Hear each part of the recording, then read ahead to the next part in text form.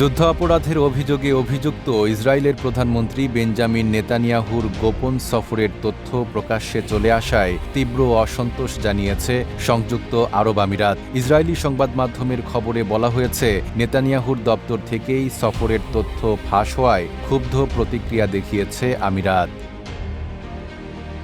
Israeli সংবাদ মাধ্যম i24 news জানায়, বিষয়টি নিয়ে আবুধাবি কড়া ভাষায় প্রতিবাদ জানিয়েছে।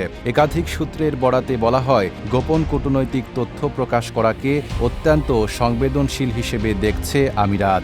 72 ঘন্টা ময়েশ্চার লক সমৃদ্ধ লিলি বডি ওয়াশ, শিয়া বাটারের গুডনেস স্কিন রিপেয়ার করে রাখে সফট ও গ্লোয়িং। সূত্রগুলো জানিয়েছে, নেতানিয়াহুর কার্যালয় থেকে তথ্য ফাঁসের ঘটনা নতুন নয়। এ কারণেই তাকে কখনো আনুষ্ঠানিক সফরের আমন্ত্রণ জানানো হয়নি। যদিও 2020 সালে আব্রাহাম চুক্তির মাধ্যমে ইসরায়েলের সঙ্গে কূটনৈতিক সম্পর্ক স্থাপন করে আমিরাত। এর আগে ইসরায়েলি বিভিন্ন গণমাধ্যমে দাবি করা হয়, গত 26 মার্চ গোপনে আমিরাতের আল আইন শহর সফর করেন নেতানিয়াহু। সে সময় মধ্যপ্রাচ্যে ইরান, ইসরায়েল ও যুক্তরাষ্ট্রের মধ্যে তীব্র উত্তেজনা চলছিল।